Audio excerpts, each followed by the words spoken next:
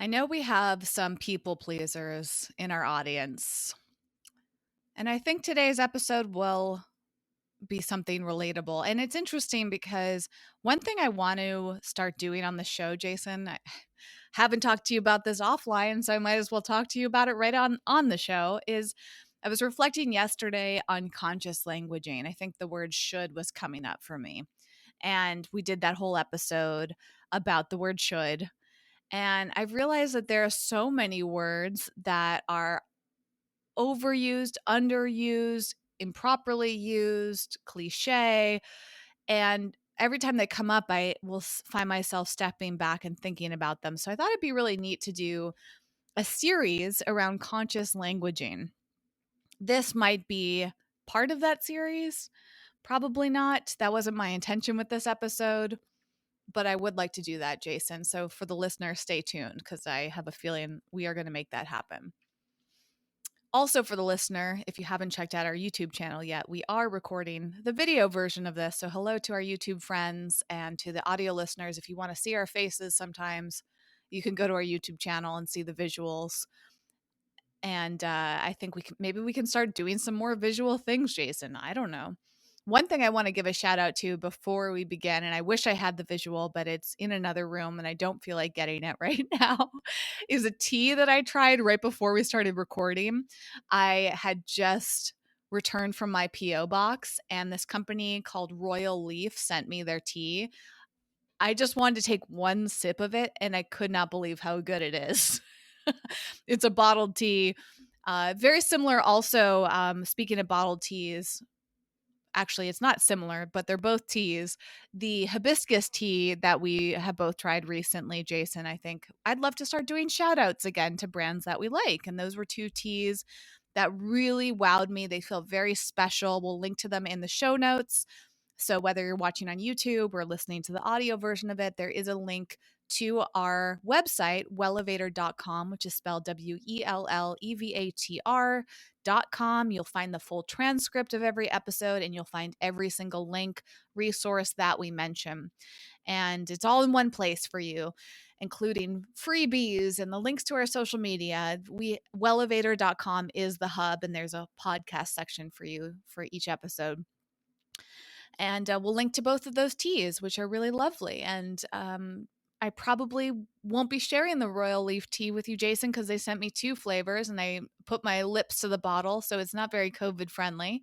Unlike the old days, remember that when you and I used to pass drinks back and forth between each other? That's so funny you say the old days when we used to share food. Remember that, humans? When we used to share food together? I'm looking forward to returning to that, personally. I mean, listen, some people still share food during COVID. This is not to say that everyone treats their COVID relationship differently, but one thing that's changed, I know, for me and Jason is that we don't share food the way we used to. So anyways, I will not be sharing this tea with you, Jason, because I already contaminated it with my saliva, but it is remarkable. And I bet you that you could get some samples of it too to try. Back to the people pleasing. I started listening to a book recently that I've mentioned in some episodes, but I want to talk about as I go through it because it's really bringing up a lot of different thoughts for me. It's called Adult Children of Emotionally Immature Parents. It's such a great book.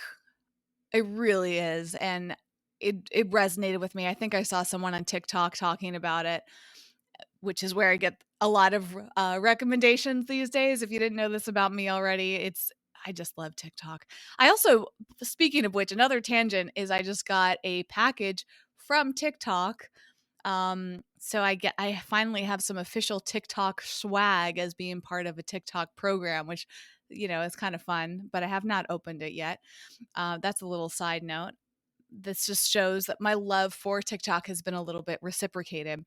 So I found this book and it had a long wait in the free book borrowing program I use called Libby. So I haven't received the written Kindle version of it, but I did receive the audiobook version of it. And I just want to go through this book practically line by line because it's been so enlightening for me. And it's really helping me get some perspective on people pleasing. Since I don't have the written copy and I don't have highlights to share, I pulled up the quotes from Goodreads, which we can also link to in our show notes for anyone who wants to just kind of peruse through some quotes. And it's like, it brings up a lot of intense things for me, right? So, one of the first popular quotes on Goodreads is, remember, your goodness as a person isn't based on how much you give in relationships, and it isn't selfish to set limits on people who keep taking. And I think that's something that's really helpful for each of us to reflect on, because something that's been coming up for me a lot today and the past few days is that people pleasing desire to try to get somebody's approval based on my actions, right? And reflecting on setting more boundaries. I think because I've internalized this idea that if I don't please other people, then I'm not good. If I don't do things the way people want me to do them, then something's wrong with me. I'm not good. I'm a bad person. I'm hurting their feelings. And so I've approached life from this standpoint of constantly trying to adjust myself based on what I perceive other people wanting or needing from me. And it's also come across a lot in my life as controlling. Some people see those actions or my behavior and think that I'm controlling. And that was something I was thinking about yesterday. It's like, if I don't get the outcome I want, I kind of get paranoid and I try to fix it. Somebody today referred to me as a fixer, which I didn't take offense to, but it's something I've been reflecting on, is how when there's a problem, I immediately want to find a solution. And I found a lot of pride in that, because in my perception, solutions are great. Who wants to have a problem when you can fix it, you know? But the challenge of being a fixer is that I'm constantly on edge trying to find balance and trying to please people and trying to make things right and good. And it's left me with a lot of stress, a lot of burnout, a lot of juggling in life, and it hasn't left me with a lot of time for myself. As a people pleaser, I have a tendency to spend a huge part of my day wondering if I'm pleasing others. Thus the term people pleaser, wondering if my clients are happy with me. Why? Because if they're unhappy with me, the consequence would be that they might not want to work with me and I might not have the money I need to get by. That's one of the downsides of working for myself, but this was also challenging when I had a full-time job with one boss. Is like always worrying. And I've worked for bosses that were similar to my parents, so that certainly didn't help. It re-triggers a lot of the trauma and the relationships that might not be super healthy. Um, and I've had to set a lot of boundaries with clients. And that's really tough as a people pleaser, because I'm often afraid by setting those boundaries that somebody won't like me, that they won't like the way that I do things. And so they won't want to work with me, or they'll fire me, or they'll find someone else. I've been like that in so many relationships. Like, let me please my partner so that they don't leave me for someone else.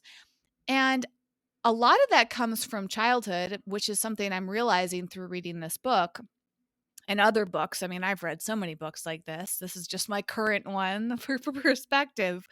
But I think our culture also encourages a lot of this. And I think that it's like, is it the chicken or the egg type of things? In this book, reflecting on, well, how does a parent become emotionally immature? Is it just that it's been passed down through generations, and or is the culture supporting that? I think our culture certainly supports and rewards perfectionists. If we get things right, it benefits other people. People can take advantage of us too by having consequences, by considering things as right or wrong, good or bad. We've seen this through religion, you know? And I think that's one of the reasons that I don't align with a lot of religion, because sometimes those rules and restrictions feel limiting and they're judging me. And then I become afraid constantly of doing things wrong, that has been a huge theme in my life, is the fear of doing things wrong, because I don't want to be punished. I don't want to pay the consequences. So much of that is part of religion. I guess it depends on which religion, so I shouldn't make it a blanket statement, but Christianity, in my experience, certainly in my time that I spent going to church, that was incredibly uncomfortable for me, is hearing the framework around, this is the way you do things, and if you do things differently, you're sinning or you're not good. I mean, that was stressful for me, because it was constantly thinking about, am I sinning? Am I doing something wrong? How's my relationship with God? But yet at the same time, people would tell you, but God loves you and he accepts you. And it was so confusing, because if God is loving and accepting, then can you actually do anything wrong? Is there really such thing as a sin? Anyways, I'm not going to get into that, because I'm sure somebody who studies the Bible has a much better perspective in response to this. And I've also learned that not every Christian or Catholic or a person that has a relationship with God is the same. So I'm not trying to make a blanket statement whatsoever. But you and I have talked about, Jason, how it's tough to work for somebody else for these reasons too. It's tough to work in a corporate job where you feel boxed in to the way things are done. And I have a similarity as you, Jason, you being the more rebellious of the two of us. I also have that rebellious spirit in times too, because I feel so drained when I don't feel like I have the ability to express myself and do what feels good to me. So that's where I wanted to explore in this episode, is like, I'm almost like, I don't know if this is accurate, so I'm pausing to reflect on this, but I'm noticing I'm almost overcompensating sometimes and getting really frustrated when I feel like someone's trying to push me to do something. And I know you're very similar, Jason. Like, you don't like to feel controlled or pushed or regulated. You really resist that. I resist that too sometimes, because in my head, I'm thinking, I'm tired of being told what to do.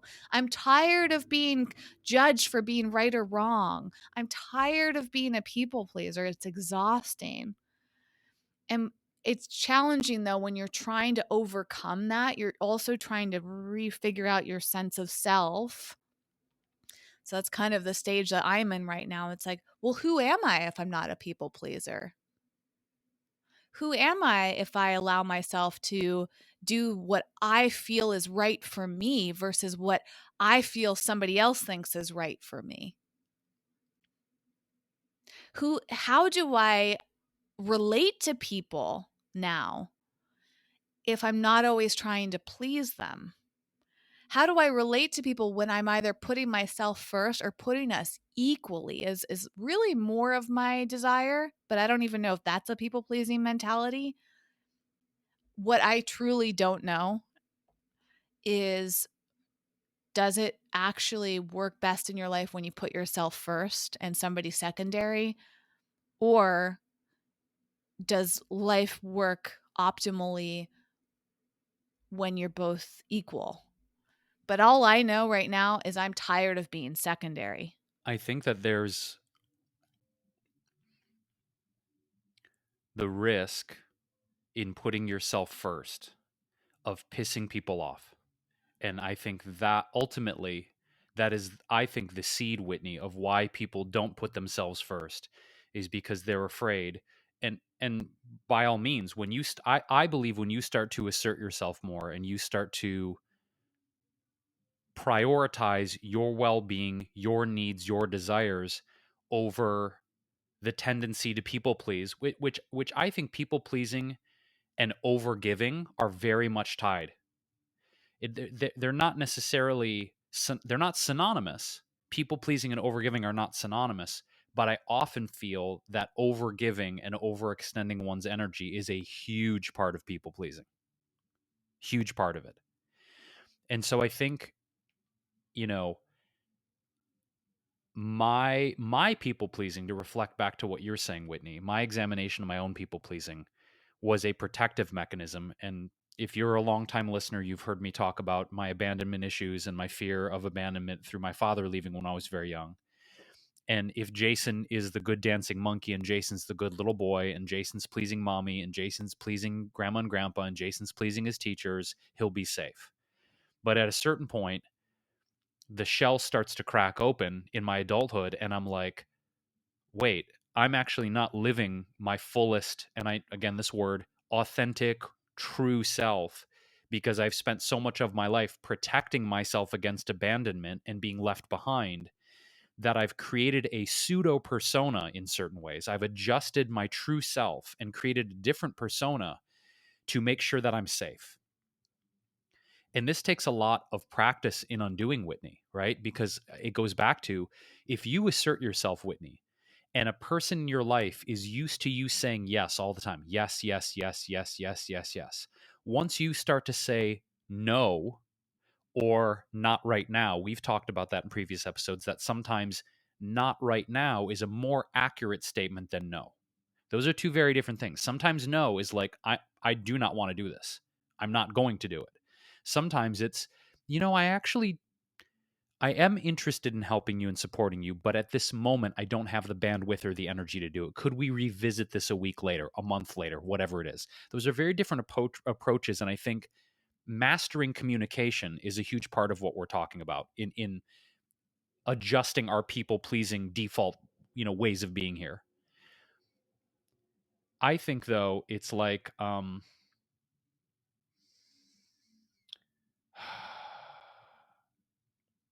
okay, I'm going to get uncomfortable for a second, right?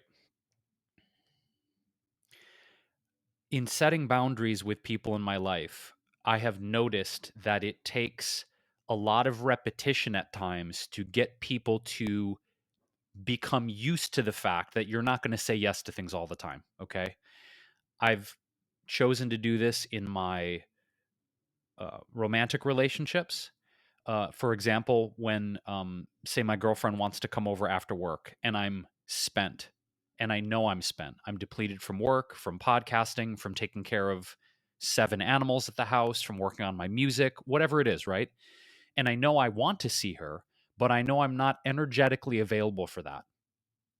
So it could be, oh, as an example, like, well, I really want to see you and da da da. It's like, yeah, I want to see you too. It's not for lack of wanting to see you. It's that I don't have the energetic bandwidth in my being to be able to have a meaningful interaction with you, right? Explain, and it's not that you have to. That's the other thing, is some people really want an explanation.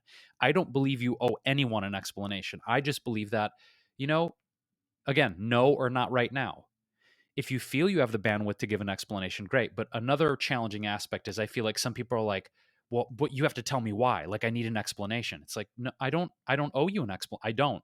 I understand that you want an explanation, but I don't owe you one. That's my kind of personal wheelhouse with this.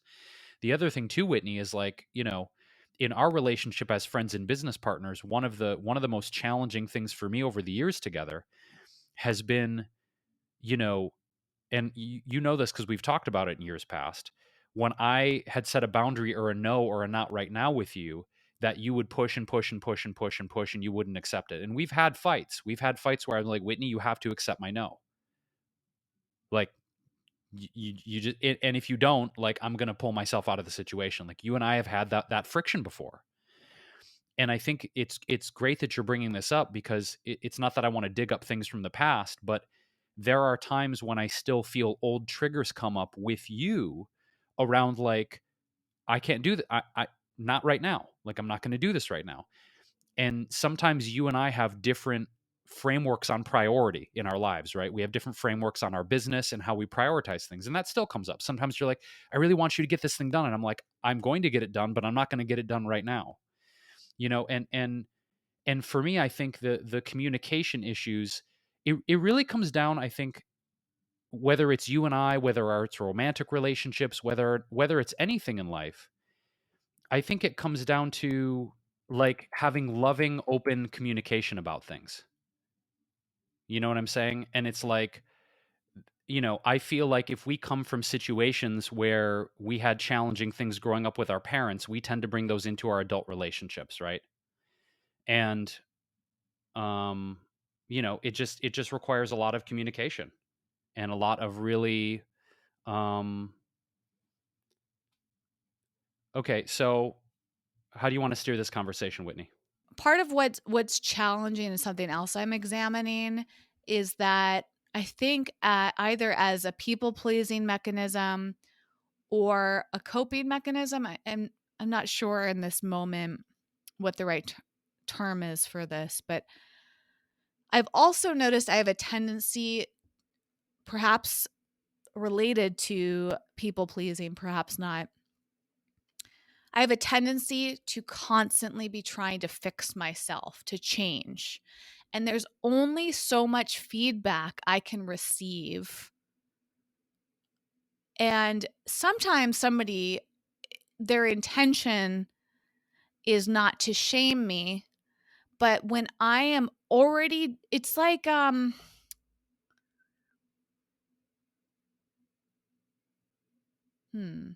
it's like, I think in general, we have a certain capacity each day or each period of time, whatever length it is.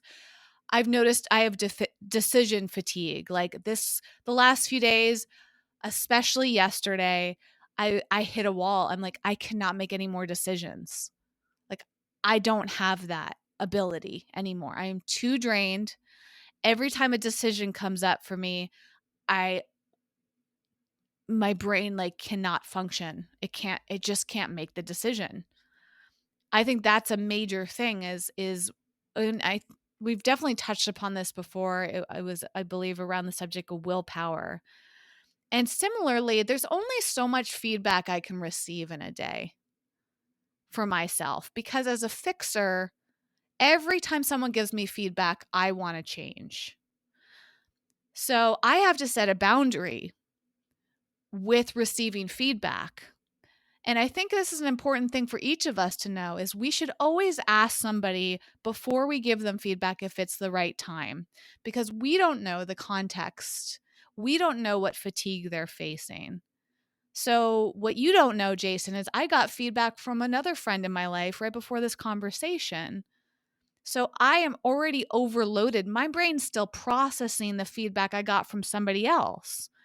So to stack a lot of feedback up, not helpful. I can't respond to everybody all at the same time. Many of us know what that feels like. It's like standing in a room and having a bunch of people try to get your attention. You can try, but you are best when you're focused. It's like multitasking, right? You're best when you're focused on one thing, on one person, on one thing at a time. I think our society has encouraged us, especially as women, we are encouraged to multitask. We are told that multitasking exists. We're expected in a lot of ways to juggle everything and balance it and do it with ease and grace. But that is exhausting. No wonder parents are so exhausted. So for you, for the listener and for you, Jason, like I'm dealing with a ton of things in my head right now. I don't have the capacity to take anything further. And that's where boundaries come into play. And this is why each of us have to be very sensitive and mindful because we don't know what somebody else has been dealing with. As part of a communication I had with a friend earlier, I found myself getting a little defensive because I'm feeling really sensitive right now. It's reading a book like Adult Children of Emotionally Immature Parents, it brings up a lot. When you start to examine your parents and your childhood and try to understand who you are and how you became that way and how do you want to operate differently, it's a sensitive, vulnerable time. It's a wound that you're reopening. And you want to perhaps reopen it in order to heal it, in order to remove the scar, perhaps, or to reduce the scar. And I think this is one of the big reasons that people avoid looking at their traumas is because they can't handle dealing with their traumas with daily life. When I reflecting on this book and I try not to talk about my parents too intimately because I don't have their permission. Not that I necessarily need their permission, but I am protective of my parents. I love my parents. I respect them. I am open though that there are things that have happened in my childhood that are not, I feel, beneficial to how I developed as a human being. But this book actually has also given me perspective on what my parents might have been going through. And the one of the big points in the book thus far, I'm only about 20 or 25% into it according to my audiobooks, is that their immaturity is based on their experiences too, and who knows what trauma they've handled. A lot of them never learned how to deal with trauma. We are privileged right now in 2021 that trauma is acceptable, that vulnerability is acceptable, that working on yourself is a huge thing in our lives that many of us are doing. Therapy is something we're generally less embarrassed to talk about. But 10 plus years ago, 20 years ago, I don't think most people would openly talk about going to a therapist. Like that felt shameful to people to work on themselves because they were admitting they were flawed. So I think that's a huge issue that the older generations have, is like they were trying to be really, really strong.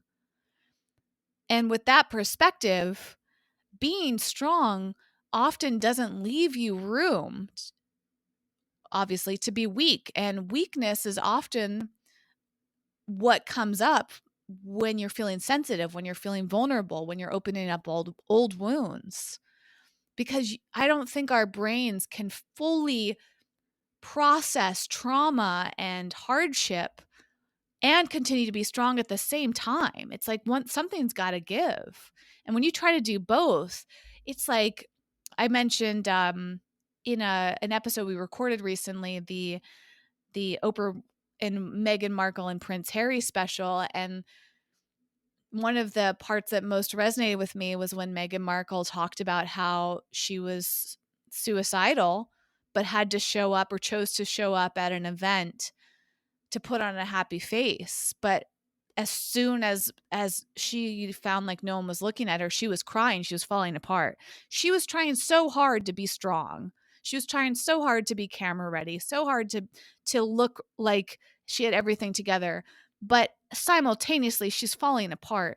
When you're trying to be strong all the time, I think that does you a disservice when you're trying to heal from something.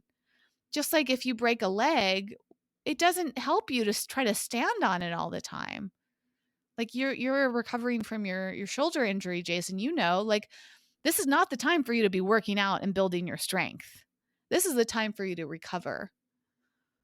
So I think we also need to set boundaries to allow ourselves to recover, because doing work on ourselves is really, really draining.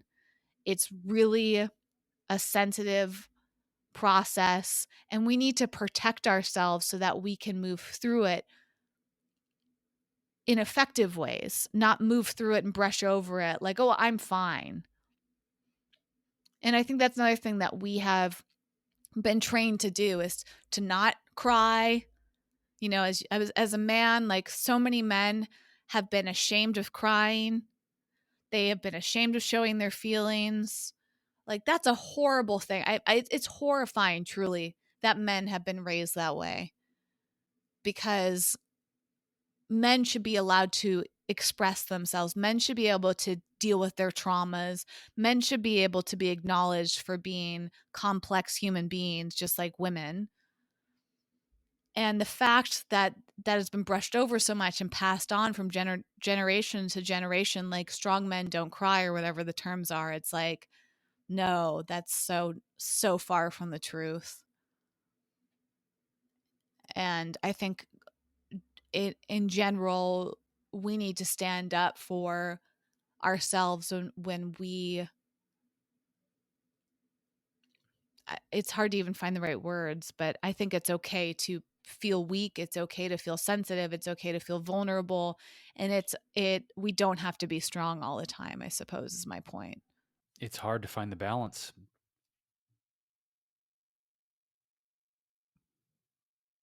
It's hard to find the room, as you said, Whitney, to heal when there's so much pressure on you in life. Because if we're working on healing our psychological trauma or a physical injury or both at the same time, It's hard because I feel like there's an instinct in me to want to cocoon myself and cut off from the pressure of my responsibilities and cut off from the pressure of work and cut off from the pressure of everything in life, right? But a- and it's not that we couldn't make that choice, but it also feels like there's a maintenance that has to happen in life to a degree, right? We have to pay the rent or the mortgage. We not have to. It's everything's a choice. We could say fuck it and give up the house and go into default and wreck our credit. Not, there's really nothing in life that's a have to. You know, if I go back to like my father as an example, because we're talking about trauma, he didn't have to stick around and be a dad, and he didn't. He was like, "Fuck this! I don't really want this. Bye." Right? He didn't. There's nothing in the law of life that says you have. There's have have to is almost in the same echelon as should, because that's how one of the things we kicked off this episode. It's almost in that same echelon. Well, you have to. You have to pay your mortgage, and you have to pay your bills, and you have to take care of your kids, and you have to. You don't have to do shit. You really don't. People leave relationships, leave families, let houses go into foreclosure. People do it every single day in this world. So there's not really a have to, but I think if you're a human being who acknowledges you have deep trauma and acknowledges you have deep physical, psychological, soul healing to do, whatever it is, and you want to maintain, I suppose, some semblance of balance or normalcy in your life. You don't want to go and you don't want to, live on the street. You don't want to default on your mortgage. You don't want to not take care of your kids and your animals, etc. It's fucking hard to do this, Whitney, to your point. There are days I don't want to do shit because I'm so exhausted. There are a lot of days, Whitney, like legit. And I don't think like I communicate to the extent of you. And I'm not saying this shit to get fucking pity from anyone. I give a shit about that. It's real. It's like there are days from doing physical therapy for 4 months on my shoulder and my clavicle and working with my psychotherapist and working through my mental trauma, working through a body that's learning how to function again. There are days I'm so fucking tired. I don't want to do anything. I don't want to show, and it's not that, right? There are days I don't want to show up for the podcast. There are days I don't want to do the work. There are days I don't want to see my girlfriend. There are days I don't want to see any human beings. I just want to lay in a ball and do nothing.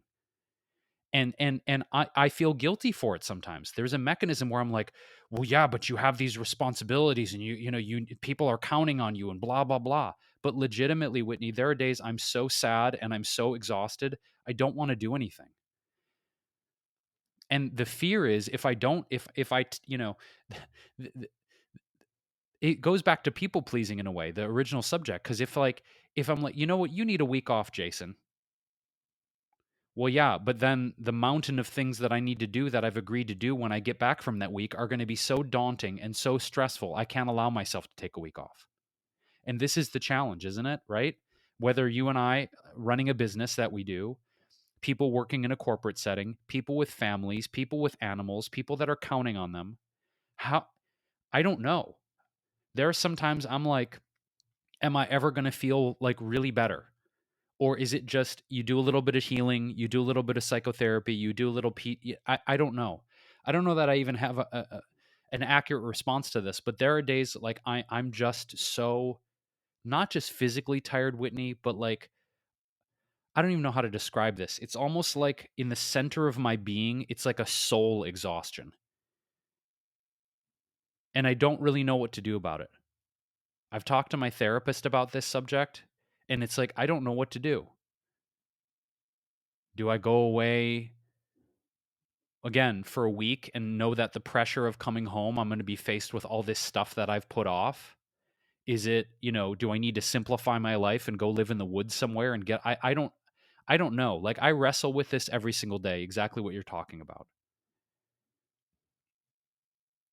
And I don't know what the answer is. I don't know how to balance the pressures and the responsibilities of modern life with healing. And to your point, maybe it's because the awareness and the access wasn't there. And maybe it's because our parents and the previous generations felt so overwhelmed that they were like, I'm not going to do that. I don't have the bandwidth for that. But it's tough. This is not fucking easy. And anybody who's working on themselves, right? Like really, really doing deep work, props to you, and you have our respect, because as we're doing work on ourselves, and to your point, Whitney, yeah, it's like there's also, the additional layer of, like you said, as a man in society, there's this conditioning of we're not supposed to show vulnerability, we're not supposed to show fear, we're not supposed to cry. I want to cry every day. I want to cry every single day because I'm in pain. I'm in emotional pain. I'm in physical pain every day. It's showing up for life when I'm in physical pain every day, you know? And it's also, though, like the sympathy and the compassion I have for people who are in pain every day of their lives, and they're going to be in pain every day of their lives for the rest of their lives. You know what I mean? I don't know that I have a point. I feel like I'm just fucking ranting right now, but I feel like we're just getting really, I don't know.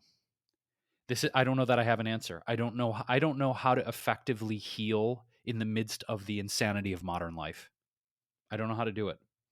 And maybe nobody knows how to do it. I think, if anything, we're learning how not to do it. And it's going to be different for each of us. Something that came up in a conversation that I had with my friend today is that her perspective is very different from mine. And I found myself wanting to change my perspective to match hers. That's the people pleaser. Or fuse it together. That's something I think that's part of, like, my desire to control and find balance. It's like, hey, let's make both people happy. Let's meet in the middle. I love that perspective. But sometimes people don't want to meet you in the middle. They just want you to come to their perspective. And it's so tricky. It's so uncomfortable too, Jason, because being around other people pleasers is tough. Like all of this, we're all just like, it's so messy, really. But that's okay. And this is what I'm learning as my part of my process is that it's okay to disagree. That's a big thing. It's okay if you don't agree with somebody. It's okay if you want different things. It's okay if it doesn't align. When even just saying that out loud gives me relief. I don't know about you, Jason, but it's like, just this came up for me in the last few days. Just the term "it's okay" is one of the most relieving statements for me. Like, I'm really pausing to let that sink in because it feels good to say it. Does it feel good to you to hear it, Jason? Or can you relate to that before I continue sharing? Yeah, because I think in a lot of ways, when we disagree or we don't see eye to eye with a person, whether that's friends, business partners, lovers, family members, oftentimes people will subtly or not so subtly try and make it you to feel like it's not okay that you disagree, and it's not okay that you are in a different perspective of life. So by you saying that, it's a good reinforcement of, I don't have to capitulate or give up my sense of self and my truth to make it okay for you. Because sometimes people want to make it okay so they can feel better, and they don't care about how you feel. They just want to feel okay. That's certainly part of it.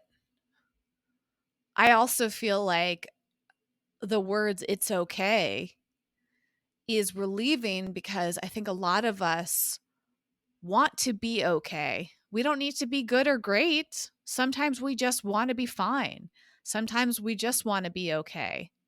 Sometimes that's the best that we can do. And it's interesting because, gosh, I'm blanking in this moment. I feel like it was on one of my Beyond Measure community calls. And for those that don't know about this, I run a private community called Beyond Measure. And my big aim in there is to have a safe, supportive space for people to really be the full expression of who they are without, hopefully, external judgment. It's hard. I'm not saying there's no judgment because that's part of how we're conditioned, but it's been an amazing place. And I believe it was in there that we were talking about apologizing and how so many of us have this tendency to over apologize. That wasn't a podcast episode, was it, Jason?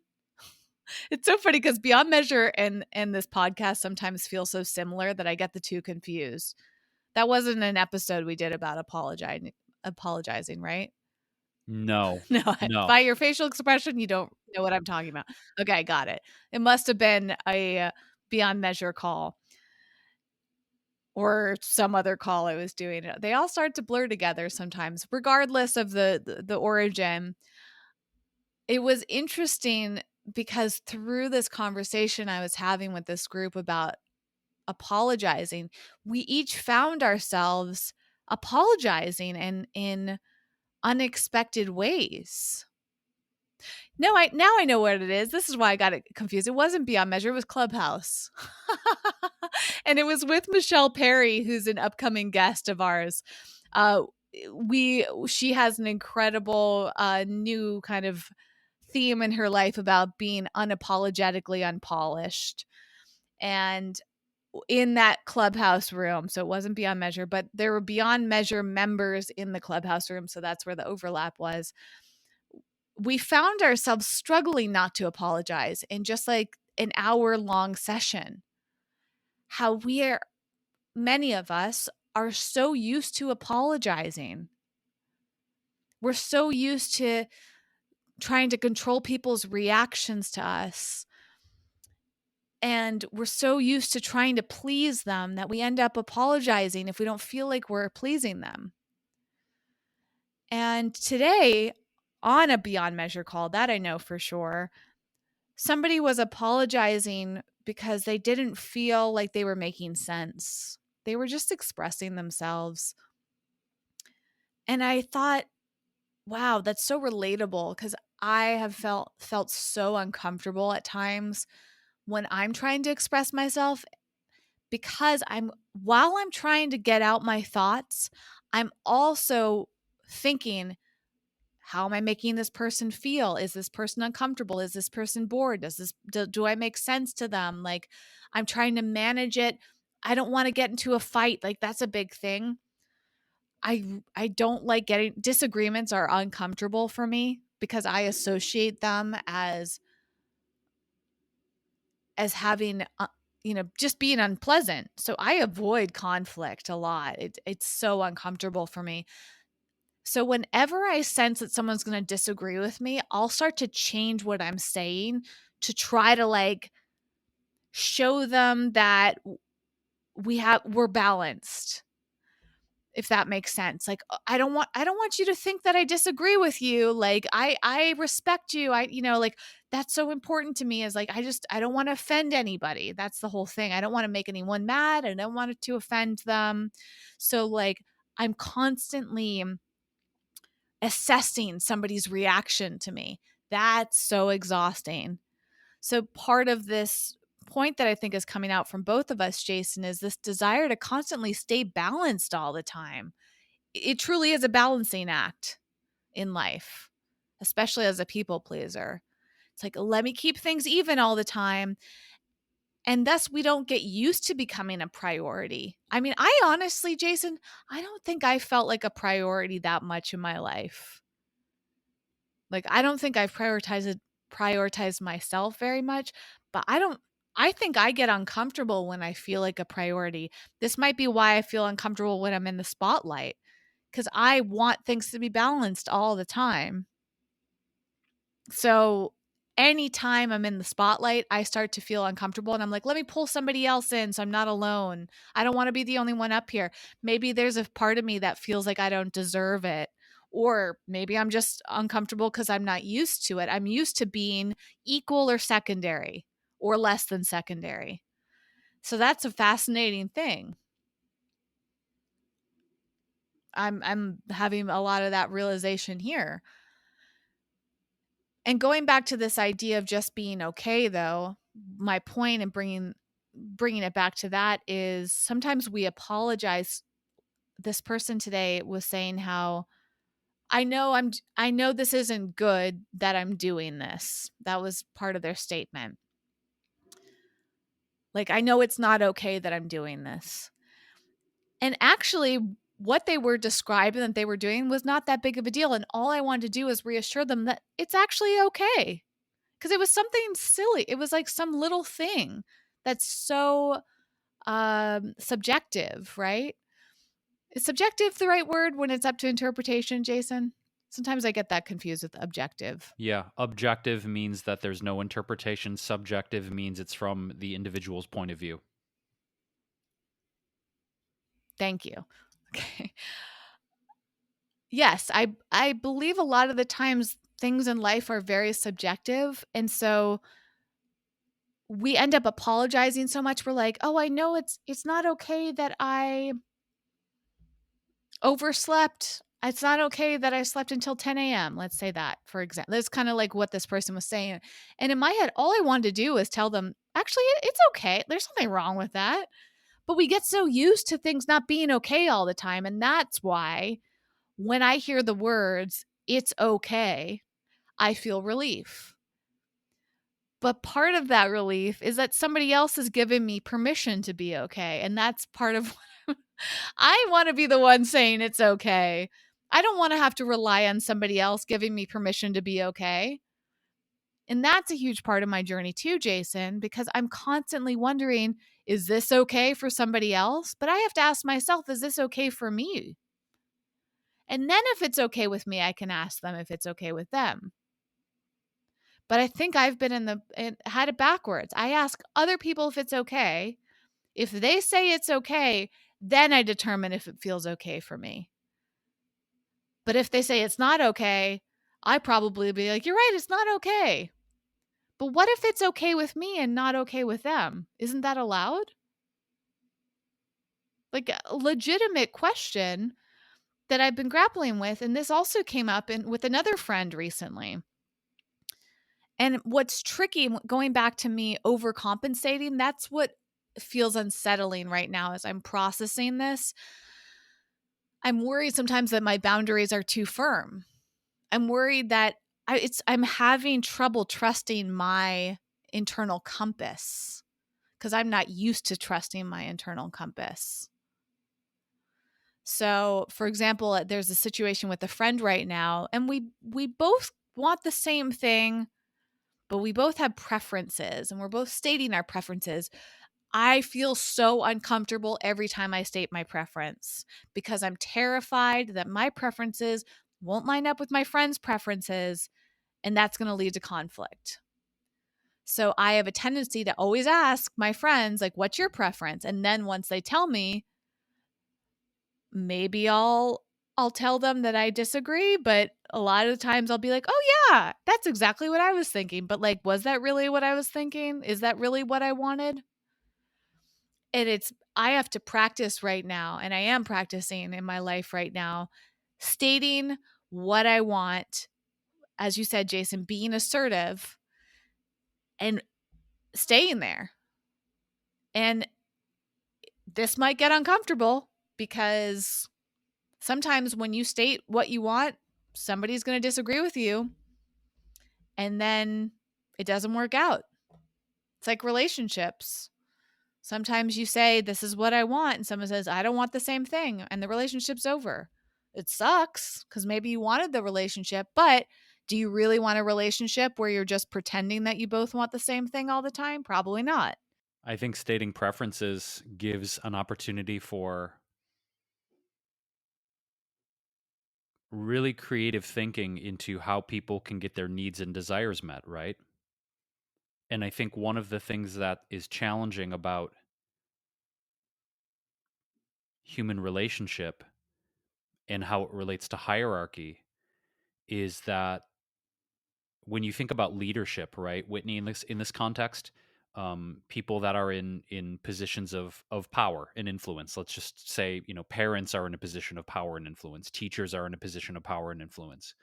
Celebrities, CEOs, people who have lots of wealth, politicians. I mean, we can name a lot of roles that human beings have that. In many ways, if we look at what they receive in our society, it's tremendously imbalanced in some ways, right? It's almost like in human relationship, why do some people, this is something I was thinking about the other day. Why is it that some people receive more than others? What is it about a human relationship where a person has the ability to convince other people of a vision, a thought process, a worldview, and then other people are like, "Oh yeah, I agree with that worldview too. I do. I agree with that." But it's interesting, right? Because why is it then that some people reap more benefits in a relationship than others? And you think about someone who's got a multinational corporation, this juggernaut huge business, or someone who's a celebrity who gets lots of money and materialism and wealth and privilege thrown at them. It's like, why do we do that as human beings? This is maybe a tangential conversation, but I think it's difficult to navigate this, right? Because if we see a person who is on the receiving end of the buy-in of lots of other humans, because the only reason that someone becomes wealthy, Whitney, the only reason that someone has an advantage in a relationship is because the other people in that relationship look at that other person and go, yeah, they're worthy of that. Let's give them more money. Let's give them more attention. Let's give them more privilege.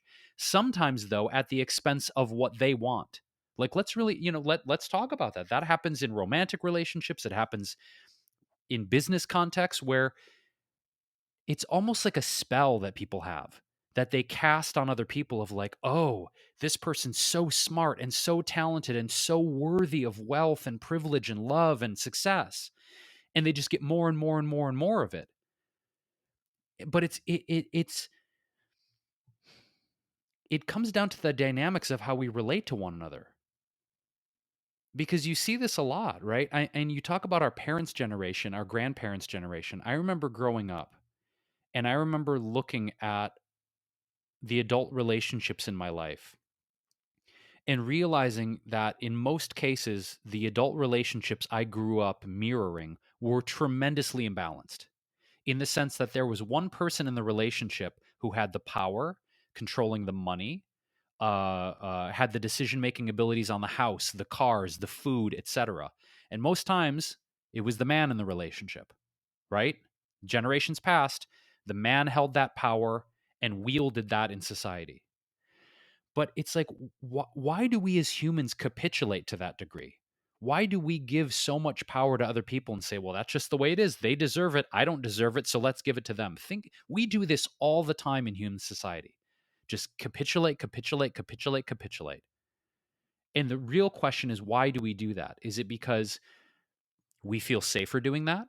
We want to be led by someone? Well, it's easier if they figure it out. Let them handle the taxes, let them handle the money, let them handle the big decisions. I don't want to think about that.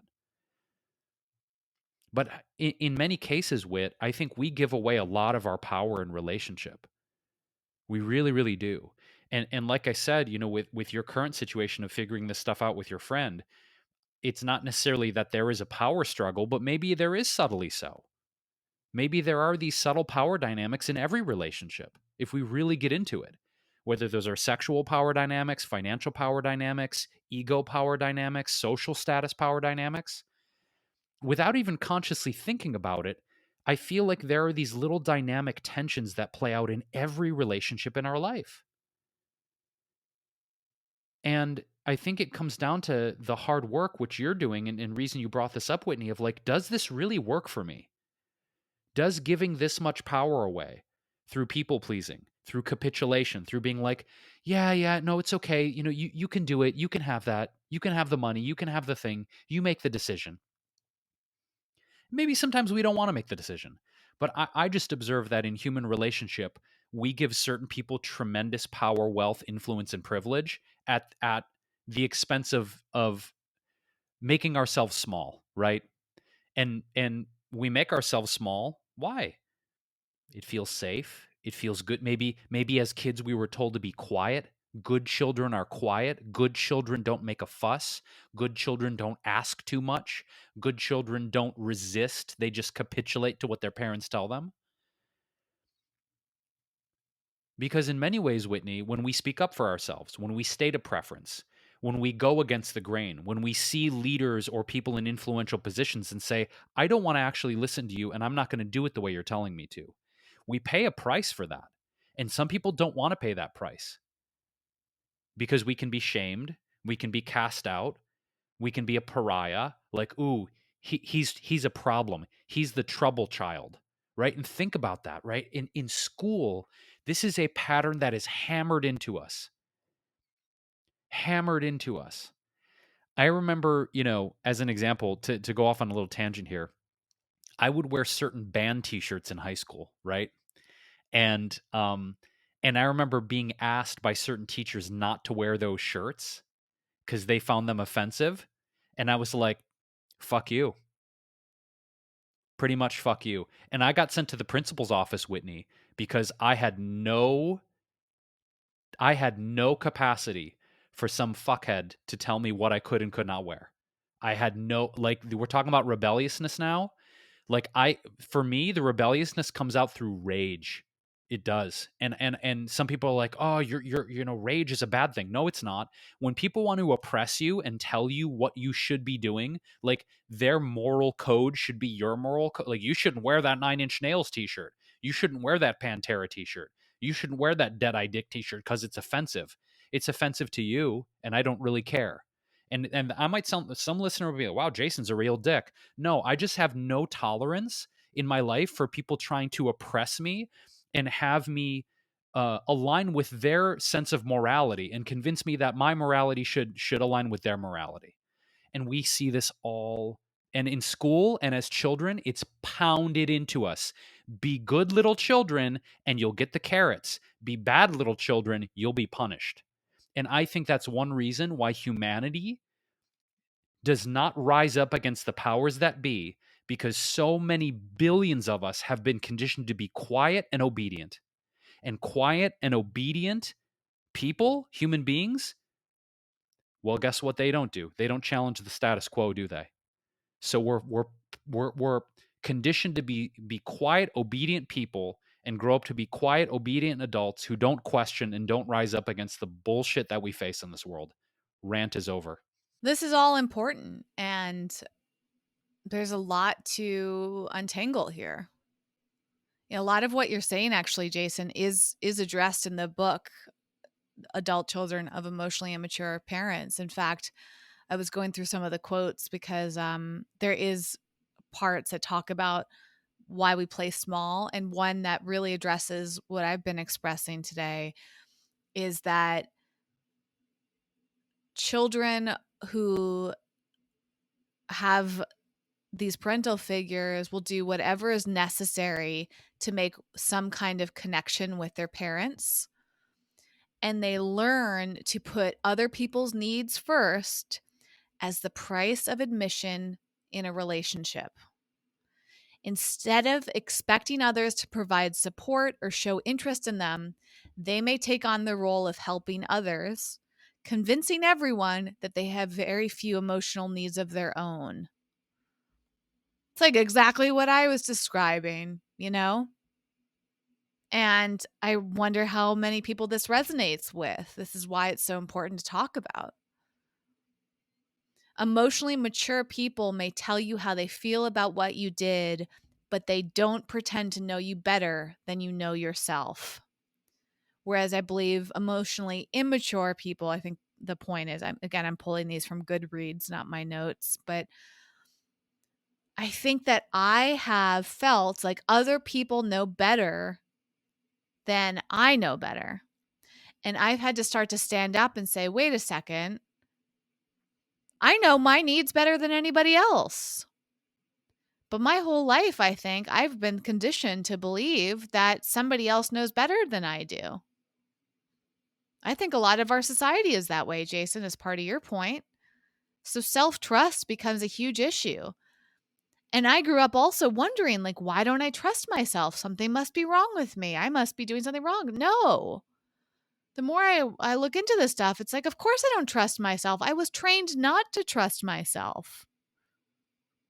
Trust is my word for 2021. It keeps coming up. for me. Trust, trust, trust.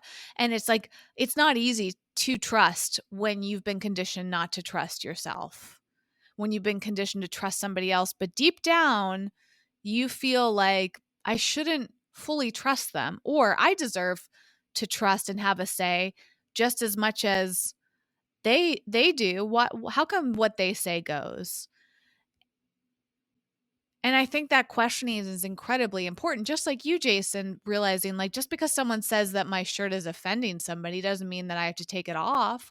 Who says?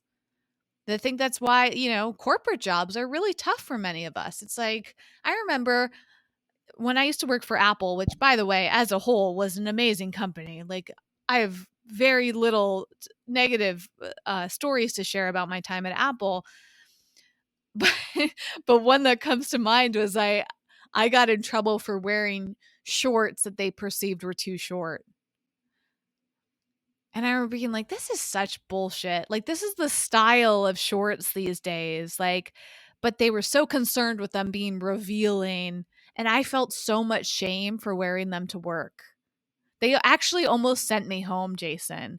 And I had to convince them that the time it would take me, they wanted me to go home, change my shorts, and then come back to work. And I was like, the time that's going to take me, my shift is going to be over, and I have important things to do. And I remember because at that time, it was towards the end of my Apple career, but at the time, I had like the highest role I ever did at Apple. And I was a teacher there. I instructed people at Apple and gave presentations. And I was like, I have a presentation to give. You can't send me home. And it was kind of one of those moments where I'm like, what matters more, my shorts or the things I have to say? You hired me because of my intellect and my personality. You didn't hire me to box myself into what you think looks a certain way. Now, granted, I understand that's the way corporations work. Like, I'm not saying they were out of line. I'm just saying, where are the priorities here? And okay, I'm never going to wear shorts like that to work again. It's not worth it. But like when I put on those shorts, I wasn't thinking, wow, these are inappropriate. Just like when you put on that shirt, Jason, you weren't like, I'm going to go piss off my band teacher. Like, no, that's what you wanted to wear. You were trusting yourself to wear something that felt good.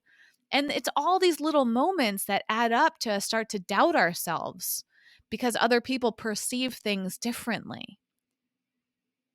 And that's why, some jobs we don't feel suitable for, because I don't want a job where I have to examine every article of clothing and how I do my hair. And, all in Apple, I'm sure, is not even the most critical. Like, there's some jobs that, like, I was also seeing this on TikTok, how people sometimes wear wigs to their job because they're not allowed to show the colored hair. If they want to have pink hair, they're not allowed in a job.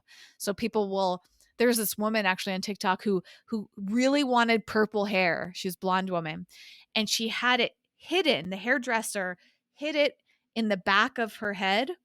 It was purple in the back, but when she put her hair down, normally all you saw was blonde. But if she lifted it up into a ponytail, you could see her purple hair.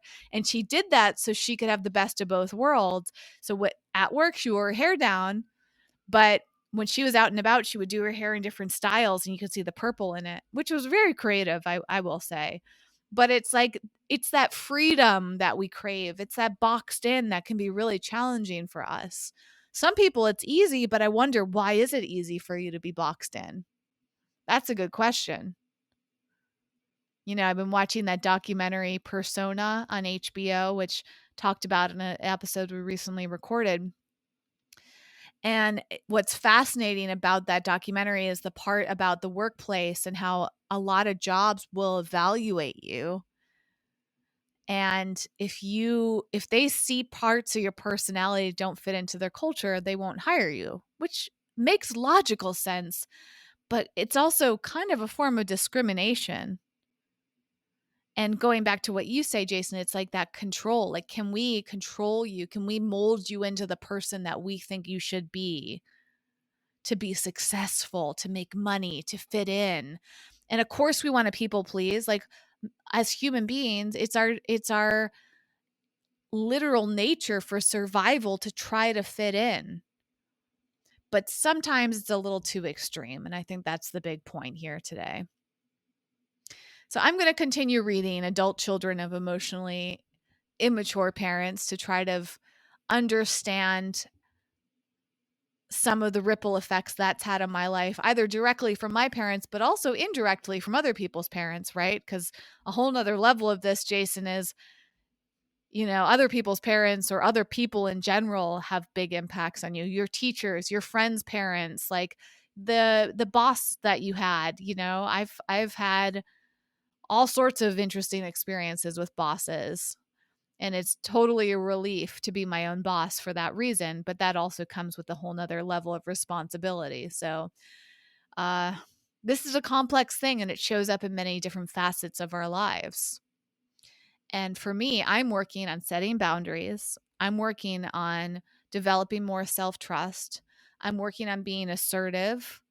I'm working on putting myself first, which, even saying that out loud, I still feel unsure about putting myself first.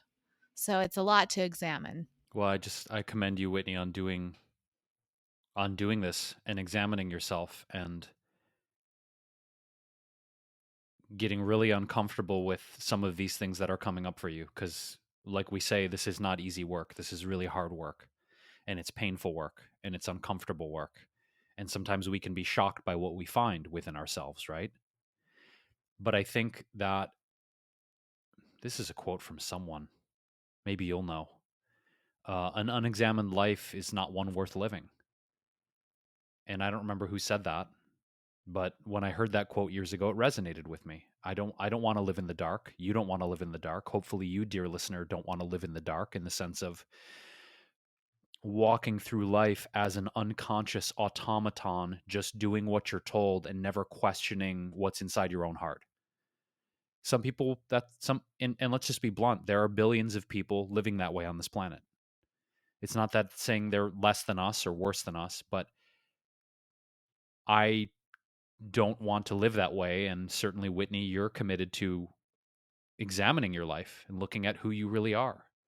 And if that disappoints people, if it angers people, if it confuses people, if it confounds people, I think that ultimately, if we want to live and be in a process of evolving and finding out who we are and what we are constantly changing into, um, there's going to be friction. There's going to be disappointment. There's going to be people who are like, "Who are you? Like, I don't even know you anymore." And I think that if we are going to live an authentic life, a meaningful life, an examined life, a soulful life, these are the risks that ultimately we need to choose to take.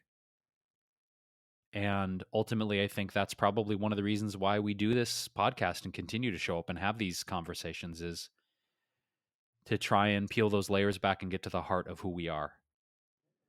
So there's really no endpoint to this discussion. There's no endpoint to this journey. And we encourage you, dear listener, to share your journey with us. As we've mentioned previously, we sometimes get these really deep, long, open, beautiful emails with people sharing their life experiences and the tough things they're going through. And so, if you're in a process of trying to heal and find out more of who you are as a being, and you're managing family and business and career and whatever healing work you're doing, we want to hear from you. Because I think sharing stories with each other and sharing our life experiences is part of the healing process. So you can always shoot Whitney and I a direct email. It's hello@wellevator.com.